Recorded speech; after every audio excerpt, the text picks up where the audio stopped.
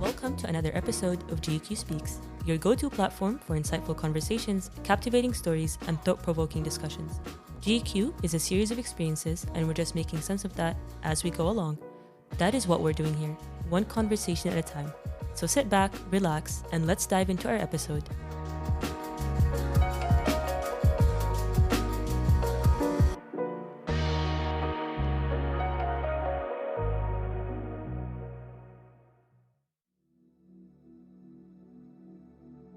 Two ideas sit at the heart of today's story. The first is culture, not as decoration, but as infrastructure that shapes how people learn, gather, and see one another.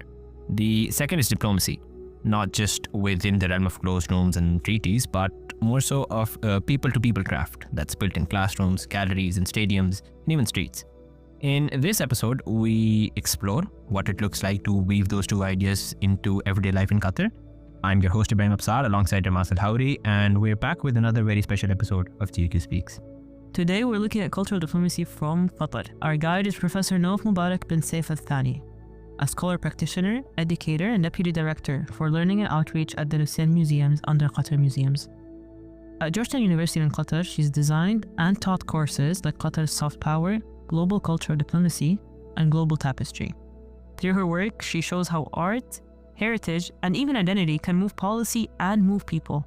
Professor Al-Thani's path in cultural diplomacy begins in Education City. She first arrived at Georgetown University in Qatar as an undergraduate, and today she's back as an educator, seeing the same campus from the other side of the classroom. That's double vantage, both as a student and as a professor, and it frames the conversation that you're about to hear. Thank you, Ibrahim. Thank you both for such a generous introduction, and it's really a pleasure to be here. I'm especially glad to be having this conversation here at Georgetown, which has shaped so much of my own journey and continues to do so. There is so much to talk about, and I'm really looking forward to unpacking all these layers here with you today. We start with a simple question to ground theory and lived experiences. So, what first drew Professor Al-Thani to cultural diplomacy, and why did it matter to her personally? Well, I think growing up in Qatar at such a crucial time lent itself to this interest. I remember walking into Qatar Foundation for the first time, and it was at that time just the school, Qatar Academy, my first day. And I was so nervous. I had just flown in from Boston's Logan, and all through the flight, all through the layover and the second flight, I was nervous and I didn't know what to expect. And I remember the second I walked in there, I knew how lucky I was. The place, the environment, the students, the teachers, everything through those double doors would change my life forever. And I know it sounds very cheesy and cliche, but I remember vividly in being at the Children's Museum in Boston the week before and having a program, an intensive program for kids, and I was having such a good time. And walking back in here to the school, to Qatar Academy, and looking at the corner carpet, the books, the instruments, the teachers, and realizing that, you know what? I'm lucky to be here. This place is exceptional. And now I say this in retrospect, Boston's Children's is the best, in my opinion, children's museum in the world until the opening of our own, of course. But as a child, to have that parallel, to draw that parallel, and to know how lucky you are is a big deal. And I think we wouldn't have been there if it wasn't for His Highness Sheikh Hamid's vision and his transformative vision. And the bravery of Her Highness at the time, a young lady, Her Highness Sheikh Hamid, taking on this mission with not just Qatar Academy, but the whole Education City and the whole education mandate. It has transformed not only Qatar, not only our generation, but it has transformed the whole region and even the world. And I don't think such a moment will happen again. That side-by-side comparison, a museum in Boston and a classroom in Doha, it evokes more than just memory. It's outlining a theory of change. If you invest in places where learning and culture meet, you're essentially preparing citizens to engage with the world. You end up seeding diplomacy long before any treaty is even drafted. Cultural diplomacy can sound abstract until you ask what it does at the human level. In practice, it's the deliberate use of culture to connect across differences, an approach that complements but doesn't duplicate traditional statecraft. To understand this distinction, Professor Al-Thani helps us through defining it in her own terms. Yeah. Well, cultural diplomacy on its own is essentially using cultural elements, whether it's heritage, art, education, sports, architecture, literature, poetry, etc., to connect, foster dialogue, and form more accurate perception of the other, if you would.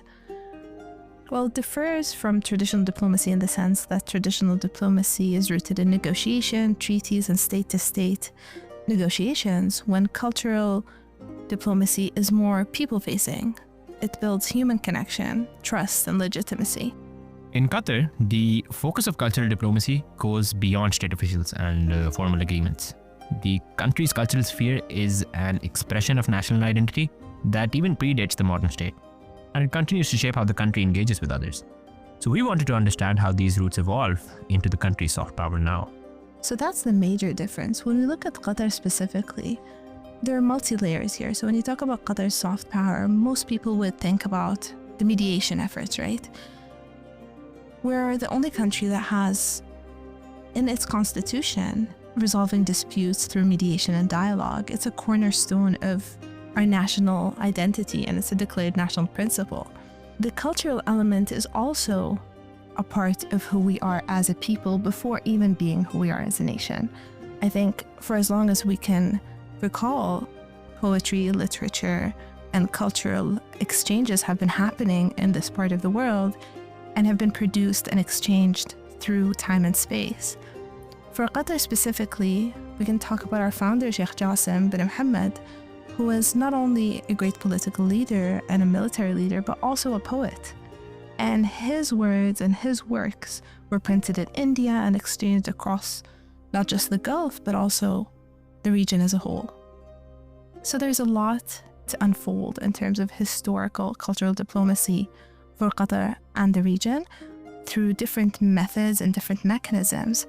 But also when looking at museums, we had the first museum in the region, our National Museum, opened in 1975 as Sheikh Abdullah bin Jassim's old palace. In 1980, it was recognized by the Aga Khan Award for Architecture. So there's this idea of building on who we are, and these early projects double both as diplomacy but also as grassroots movements for culture, ideas, and creativity that definitely have ripple effects through space and time as well. Her point lands clearly. Before the summit room comes the shared room, a gallery where strangers linger over an object, or a classroom where debate is practiced. These are the spaces where trust and recognition begin, and policy later manifests. So how do these ideas move from principle to practice? In Qatar's case, they appear as programs that the public can see and join. Museum networks, exchange initiatives, residencies, and partnerships that are essentially inviting people to participate rather than just observe. We asked for examples that make the strategy visible. I think Qatar doesn't just project its voice, I think it allows the world to see who they are as a state, as a community, as a group of people. And we do this through different ways, right? I can't have this conversation without acknowledging Qatar Museums and the role that Qatar Museum plays and has played and continues to play in the cultural landscape and ecosystem. You've got different programs that not just positions Qatar as a global hub for culture and exchange, but also as a local driver for sustainable development. Exhibit A is the Years of Culture program, an annual pairing of Qatar with another country that turns culture exchange into a calendar of shared experiences, like exhibitions, performances, food, and classroom collaborations, etc. Its value doesn't lie in a single event. It's rather in the relationships that continue even after the spotlight has moved on. Here's how Professor Al-Thani puts its importance into words. So let's take the Years of Culture program, for example. So the Years of Culture program was launched in 2010 after Qatar won the FIFA 22 bid. And as part of that legacy, Qatar Museum hosts an annual culture exchange program with a different country every year.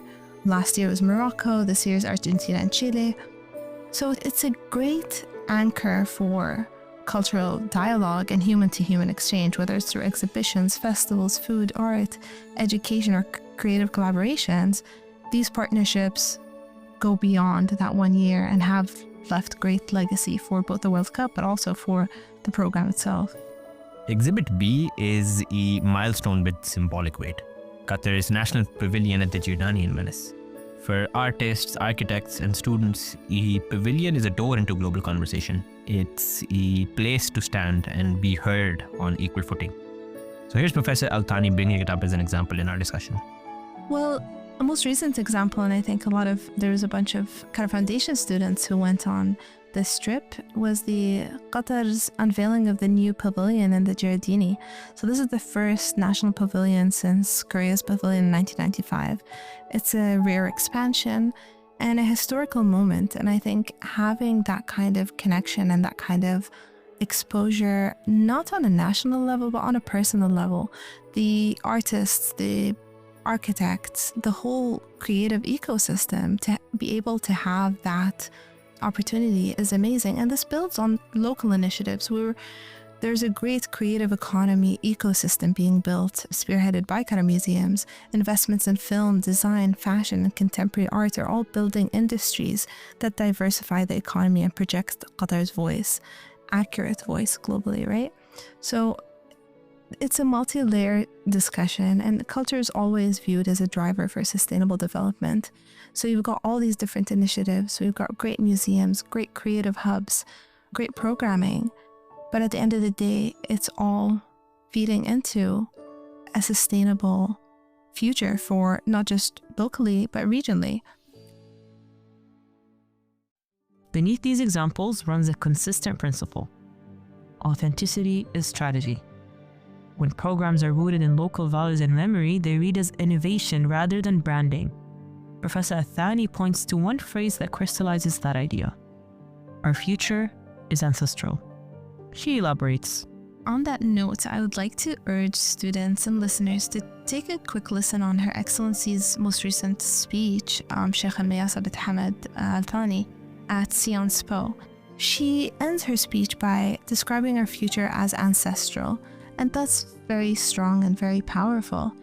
Our future is in fact ancestral, and everything is rooted in who we are as a nation and who we are in our core values. And whether it's through policies or through cultural endeavours, it's all true to who Qatar is. Our culture is not ornamental, but definitely foundational, rooted in core values. And that is the essence of culture, and that's what makes a strong cultural diplomacy initiative. If you're rooted in true values that depict who you are as a nation, then the rest is easy. So I encourage everybody to listen to that speech and think a little bit about it and how that reflects not just for Qatar, but for your own nations. It's a confident vision to have culture rooted so deeply into a nation's trajectory. But even the strongest of visions face moments of uncertainty when global politics and scrutiny intrudes. Such pressures raise a very important question. When the stakes are high, will values hold? I think what is being challenged is global order. And unless we as a global community are able to say what goes and what doesn't in terms of state-to-state relations, then it's going to be a free-for-all. And what we're currently seeing is a lot of things out of the norm. As for Qatar and its stance, as I said, Qatar is rooted in its conviction. Mediation is a cornerstone of its national identity. It's a cornerstone of its historical identity. So I think nothing will shake that. And then there are those unique moments when culture confronts the biggest stage of the world. A garment adorning a player, a trophy raised towards the sky, and a billion eyes created to try to make meaning out of what they see. Lionel Messi being invited to wear the traditional Qatari besht at the 2022 FIFA World Cup final is a manifestation of these rare instances. So let's hear from Professor Al-Thani about what this moment demonstrates about the possibilities and limitations of cultural diplomacy. It was definitely a moment that was harnessed to allow for cultural expression. I don't think it was intended to, but it definitely did spark a lot of debate. But it also allowed for other nations to have the opportunity to celebrate their own cultures in whatever way they see fit. So I hope this becomes a legacy of the World Cup. And I hope that every host nation takes a moment to let the world know how they express hospitality. The lesson is clear. Cultural diplomacy isn't mere optics. It is authorship. It's the ability to name what a moment means on your own terms and to invite others to do the same as well. That question of who gets to define meaning is now in the hands of a new generation. Museums may show the world what cultural diplomacy looks like, but it's in fact classrooms where its language is first learned. At Georgetown University in Qatar, students test ideas, they argue, and turn analysis into practice. That daily discipline, the rhythm of reading, of revisiting, of debating, all of that builds the habits that tomorrow's cultural diplomats will carry into institutions and even communities. So we asked Professor Al-Thani, what is it like to teach in such a space?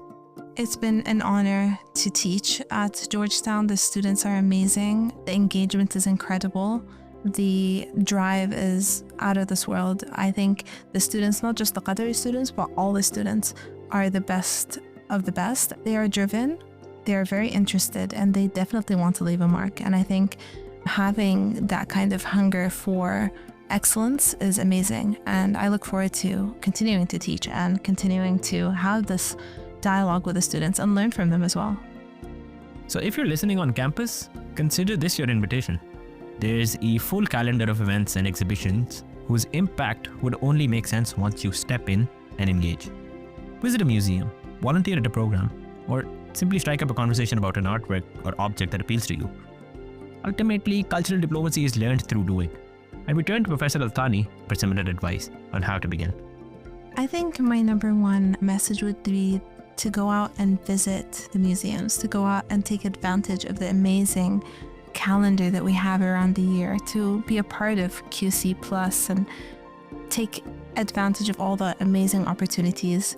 Engage with the tourists, engage with the visitors, engage with the residents, with the nationals, have conversations around the arts, around the creative economy, around the objects being created by young talent and being sold all over the world. I think there's so much to engage with. So my key message would be, please go out there and engage. If there's a single thread running through everything we've heard in this episode, it's that our future is ancestral. That phrase represents a philosophy that goes beyond nostalgia. It shows us that the road ahead would not be built by erasing where we come from, but by carrying our past forward with intention. In Qatar's story, heritage is an active force that shapes policy, soft power, and how the country even shows up to the world. That vision of culture as a foundation for understanding and exchange is what people like Professor Nouf Al-Thani have dedicated their whole careers towards nurturing. Her approach reminds us that ultimately cultural diplomacy is a vision that asks each of us, especially those who create, study, and engage here, to actively take part and turn culture into connection. Because when culture leads, understanding follows. And when understanding follows, that is where true diplomacy actually begins.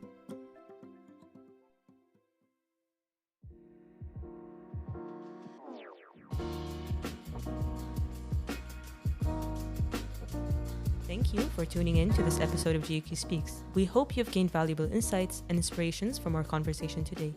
If you enjoyed this episode, please don't forget to follow us on our Instagram page at GQ_speaks and be sure to leave a review on Spotify to show your support.